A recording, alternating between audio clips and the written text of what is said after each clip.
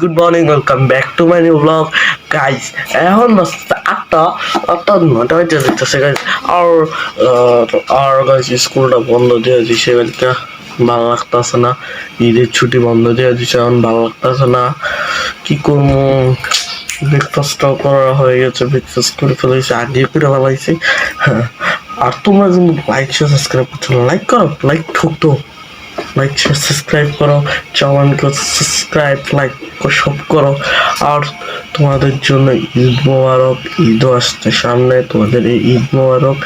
আর কয়দিন পর ঈদ একটা জোশ আছে, এটাও আমি করছি। ঈদে একটা জোশ একটা কন্টেন্ট আসবে, ওটা দেখবে। এখন কি করবো? এখন তো একটু ভালো লাগতেছে না।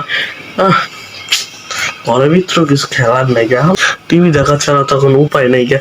টিভি শেষ সম্ভব, কিছু না থাকলে টিভিটাই দেখা পারি, এছাড়া আর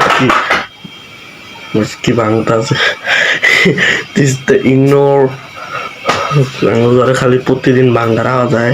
এখন বলছি তো টিভি দেখবো, টিভি দেখার পর দেখাবো তোমাদের সাথে।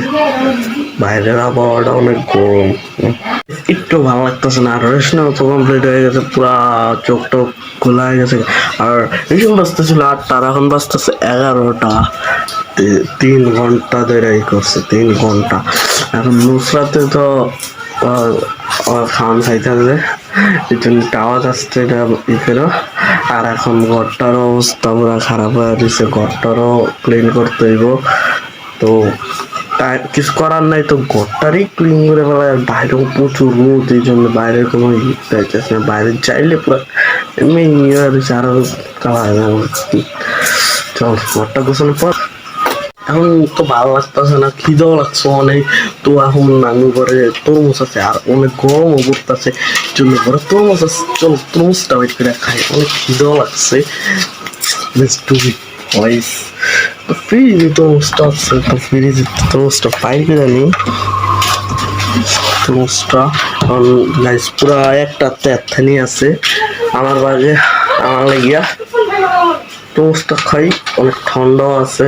তো খাওয়ার পর দেখা হবে। আর এই তরমুজটা এখন তরমুজ আমি একলা খাইতে পারি না, আমার বোনও খাইবে, ভাগাভাগি করে খাইতে হয় সব জিনিস, তো খাই। তো ভালো লাগতেছে না, এখন কি করবো, খিদাটাও লাগছে, লাঞ্চেরও সময় হয়ে গেছে, লাঞ্চের সময় তো কবেই গেছে, অনেক খিদা লাগছে। আমি মনে করলাম একটা ডিম সিদ্ধ করে খাই, ডিম সিদ্ধ করে খাই, অনেক খিদা লাগছে। তো ভাত খাইতে ইচ্ছা করতেছে না, একটা ডিম সিদ্ধ করে খাবো। ডিম সিদ্ধ করার পর দেখা হবে তোমাদের সাথে ডাইরেক্ট। এখন ডিম সিদ্ধ করা তো হয়ে গেছে, ডিম আবার খেয়েও হয়েছে, অনেক খিদা লাগছিল, আবার কারেন্ট গেছিল আজকের দিক দিয়ে, এর জন্য ব্লগটা কন্টিনিউ করলাম। তো আজকের ব্লগটা এটুকুই রেখে, আজকের ব্লগটা কেমন হচ্ছে প্লিজ কমেন্ট বক্সে জানাবে, আর লাইক সাবস্ক্রাইব করতে বলবেন না। See you next time, bye by.